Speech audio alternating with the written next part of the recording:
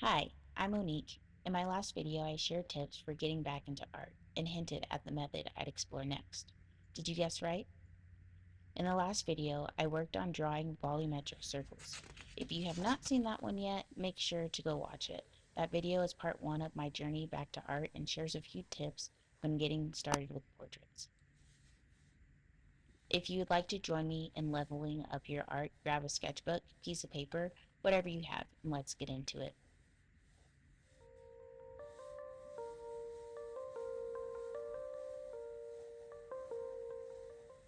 I started with the three-quarter view by drawing a symmetrical circle and adding an oval on the side to show the direction of the face.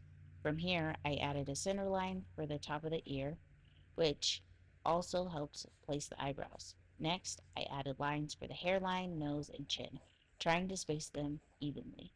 After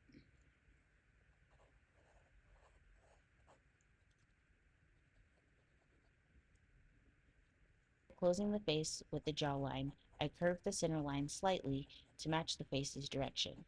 I also added a neck. It's not necessary for practicing the Loomis method, but it felt like something was missing without it.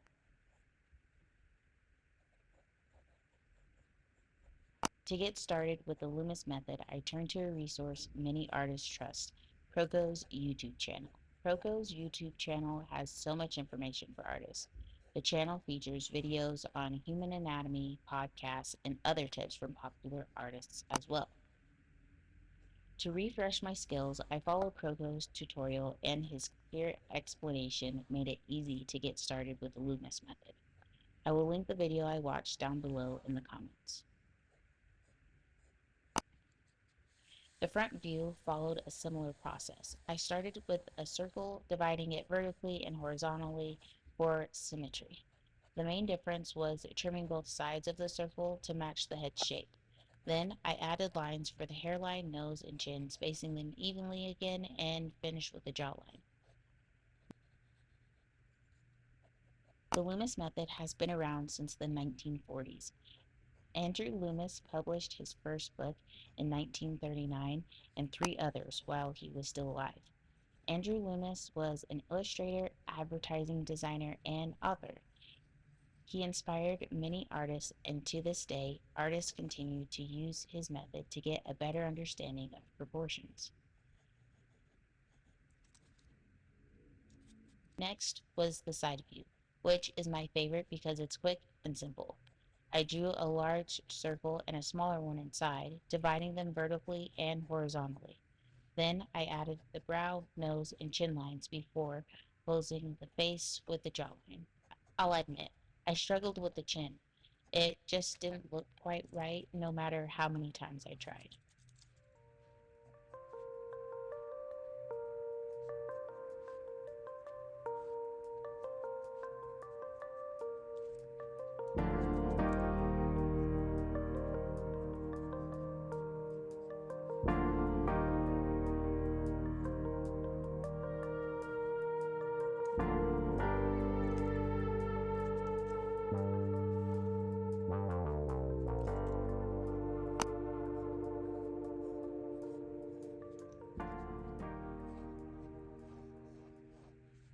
So you may be wondering, why did I choose to do the Loomis method first?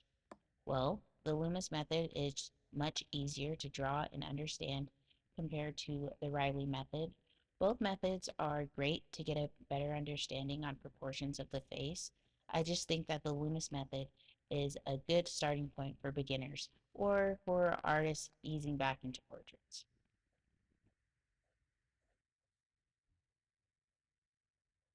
Finally, I tackled the extreme angle, which was definitely the toughest. It's similar to the three-quarter view, but the head tilt is upward, so the neck and underside of the jaw are more visible.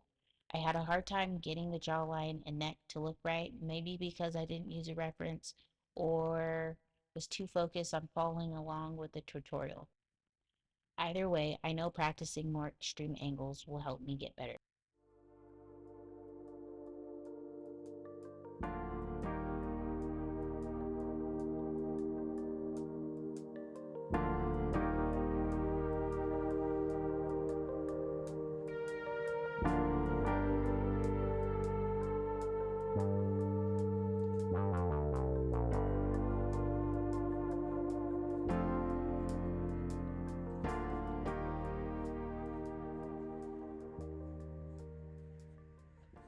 Using the Loomis method to learn proportions is great because of how simple it is to follow and how easy the method can be applied with any face.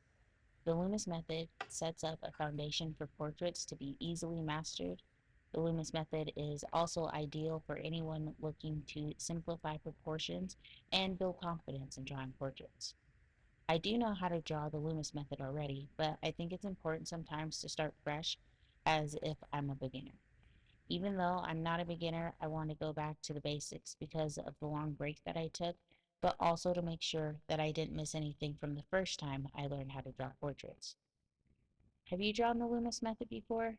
If so, was it easy to understand and apply to your own work? Let me know in the comments what's your favorite angle to draw and which one challenges you most.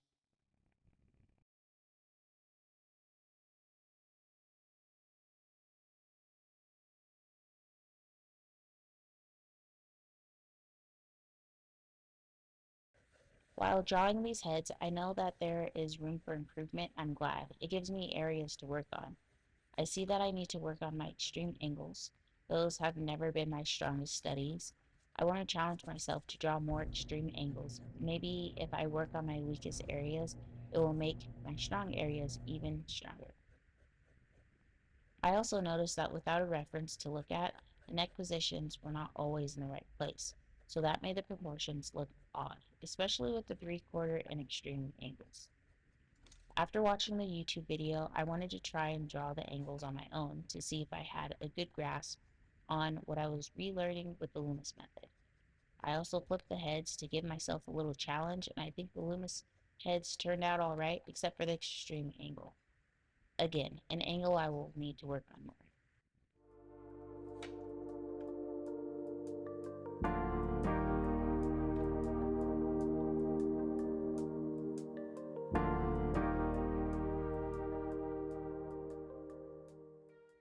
This experience reminded me why it is so important to revisit the basics.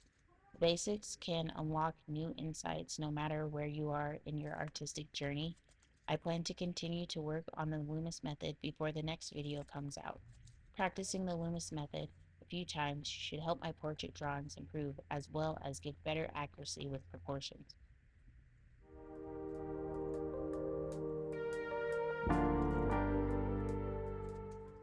If you happen to draw along with me, I'd love to see your work. Share your work with me on social media or email me your sketches. All details are in the description box.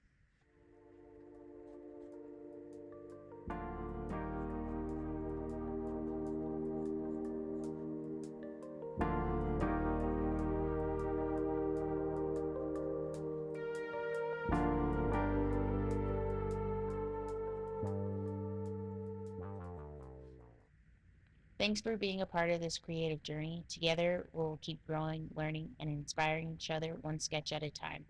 Don't forget to like, comment, and subscribe so you don't miss the next video where we tackle the Riley method. It's going to be a fun challenge. See you in the next video. Bye.